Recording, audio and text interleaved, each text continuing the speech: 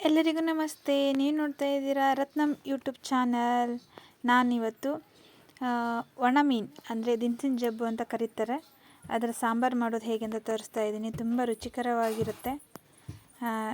Video ನೋಡೋಕ್ಕಿಂತ ಮುಂಚೆ ಯಾರೆಲ್ಲ ನನ್ನ ಚಾನಲ್ ಫಸ್ಟ್ ಟೈಮ್ ನೋಡ್ತಾ ಇದ್ದೀವಿ ಸಬ್ಸ್ಕ್ರೈಬ್ ಮಾಡಿ, ಲೈಕ್ ಮಾಡಿ, ಕಮೆಂಟ್ ಮಾಡಿ, ಶೇರ್ ಮಾಡಿ.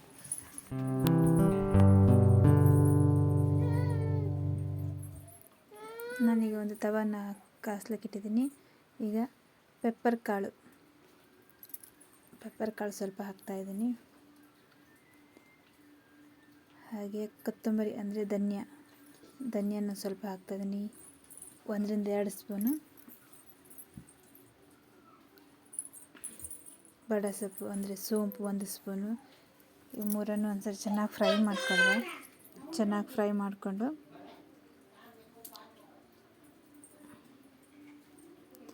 ಈ ಒಣ ಮೀನು ಸಾಂಬಾರಿಗೆ ಆಗಿರ್ಬೋದು, ಮೀನು ಸಾಂಬಾರಿಗೆ ಆಗಿರ್ಬೋದು, ಹಸಿ ಮೀನು ಸಾಂಬಾರಿಗೆ ಸ್ವಲ್ಪ ಫ್ರೈ ಮಾಡಿ ಹಾಕಿದ್ರೆ ತುಂಬ ಚೆನ್ನಾಗಿರುತ್ತೆ. ಹೀಗೆ ನಾನು ಇದ್ರ ಜೊತೆಗೆ ಸ್ವಲ್ಪ ಮೆಂತ್ಯ, ನೋಡ್ತಾ ಇದ್ದೀರಲ್ಲ, ಚಿಟಿಕೆಯಷ್ಟು ಮೆಂತ್ಯ ಹಾಕ್ತಾಯಿದ್ದೀನಿ. ಬೇಗ ಹಾಕಿದರೆ ಸ್ವಲ್ಪ ಕೈ ಬರುತ್ತೆ ಹೇಳಿ, ಹಾಗಾಗಿ ಇದು ಆಗಿದೆ, ತೆಕ್ಕೊಂಡಿದ್ದೀನಿ. ಹಾಗೆ ಇದಕ್ಕೀಗ ಒಣಮೆಣಸು ಹಾಕೊಳ್ವಾ. ಇಲ್ಲಿ ನಾನು 10-12 ಒಣಮೆಣಸು ತೊಗೊಳ್ತಾ ಇದ್ದೀನಿ, ಅಂದರೆ ಬ್ಯಾಡಗಿ ಮೆಣಸು. ನಾನಲ್ಲಿ ಪೆಪ್ಪರ್ ಕಾಳು ಹಾಕಿದ್ದೀನಲ್ಲ, ಹಾಗಾಗಿ ನಾನಿಲ್ಲಿ ಬ್ಯಾಡಗಿ ಮೆಣಸನ್ನು ತೊಗೊತಾ ಇದ್ದೀನಿ. ಗುಂಟೂರು ಮೆಣಸು ಆ ಥರ ಏನು ಸೇರಿಸ್ತಾ ಇಲ್ಲ ಇದಕ್ಕೆ.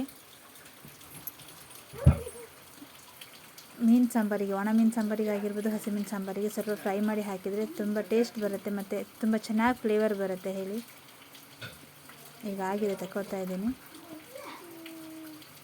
ಈ ಮಳೆಗಾಲದಲ್ಲಿ ಸ್ವಲ್ಪ ಹಸಿ ಮೀನು ಸಿಗೋದು ಕಷ್ಟ, ಹಾಗಾಗಿ ಎಲ್ಲರೂ ಕೂಡ ಒಣ ಮೀನನ್ನು ಸ್ಟೋರ್ ಮಾಡಿ ಇಟ್ಕೊತಾರೆ. 8-10 ಬೆಳ್ಳುಳ್ಳಿ ಎಸಳನ್ನು ಹಾಕ್ತಾಯಿದ್ದೀನಿ. ಹಾಗೆ ಲಿಂಬು ಗಾತ್ರದಷ್ಟು ಹುಣಸೆಹಣ್ಣು ಹಾಕ್ಕೊತಾ ಇದ್ದೀನಿ. ಹಾಗೆ ಒಣಶುಂಠಿ 1 ಇಂಚಷ್ಟು ಒಣಶುಂಠಿಯನ್ನು ಸ್ವಲ್ಪ ಜಜ್ಜಿಟ್ಕೊಂಡಿದ್ದೀನಿ, ಹಾಕ್ತಾಯಿದ್ದೀನಿ. 1 ಸ್ಪೂನ್ ಅರಿಶಿನ, ಹಾಗೆ ಕೊಬ್ಬರಿ ತುರಿ ಅಂದರೆ ನಾನು ಸ್ವಲ್ಪ ಎಷ್ಟು ಅಂದಾಜು ಅಂತಂದರೆ ಒಂದು ಚಿಕ್ಕ ಕಾಯಿದು ಪೂರ್ತಿ ಕೊಬ್ಬರಿ ತುರಿಯನ್ನು ಹಾಕ್ತಾಯಿದ್ದೀನಿ ನಾನಿಲ್ಲಿ, ಹಸಿ ಕೊಬ್ಬರಿ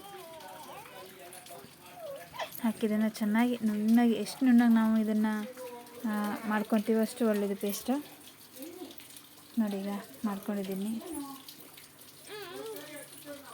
ತುಂಬ ಚೆಂದ ಕಲರ್ ಬಂದಿದೆ. ಈಗ ಪಾತ್ರೆ ಹಾಕ್ಕೊಳ್ವಾ ಮಸಾಲವೆಲ್ಲವೇ. ನಮಗೆ ಎಷ್ಟು ನೀರಿನ ಹದ ಬೇಕು ಅಷ್ಟು ದಪ್ಪ. ಕೆಲವೊಬ್ಬರು ಸ್ವಲ್ಪ ತುಂಬ ದಪ್ಪ ಇಟ್ಕೊತಾರೆ ಒಣ ಮೀನು ಸಾಂಬಾರನ್ನು, ಕೆಲವೊಬ್ರು ಹದ ತೆಳ್ಳಗೆ ಮಾಡ್ಕೊತಾರೆ. ಹಾಗಾಗಿ ನಮಗೆ ಯಾವ ರೀತಿ ಬೇಕೋ ಆ ರೀತಿ ನಾವು ಮಾಡ್ಕೊಳ್ಬೋದು. ನೋಡಿ, ಎಲ್ಲವನ್ನು ಮಿಕ್ಸ್ ಮಾಡ್ಕೊತಾ ಇದ್ದೀನಿ ನಾನೀಗ ನೀರು ಹಾಕ್ಕೊಂಡು, ನನಗೆ ಎಷ್ಟು ಹದಕ್ಕೆ ಬೇಕಂತ.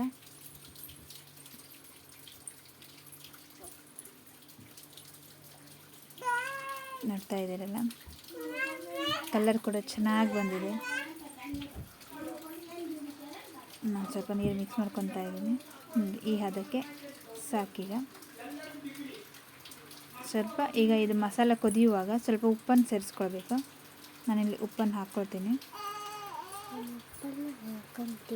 ಹಾಗೆ ಇದ್ರ ಜೊತೆಗೆ ಟೊಮೆಟೊ, ಈರುಳ್ಳಿಯನ್ನು ಕಟ್ ಮಾಡಿ ಇದನ್ನು ಹಾಕ್ತಾಯಿದ್ದೀನಿ. ಮಸಾಲೆ ಜೊತೆಗೇ ಅದನ್ನು ಕುದಿಲಿಕ್ಕೆ ಹಾಕ್ತಾಯಿದ್ದೀನಿ, ಅಥವಾ ಮುಂಚೆನೇ ಫ್ರೈ ಮಾಡಿನೂ ಕೆಲವೊಬ್ರು ಹಾಕ್ಕೊಳ್ಬೋದು, ಬೇಕಾದರೆ ತೊಂದರೆ ಇಲ್ಲ.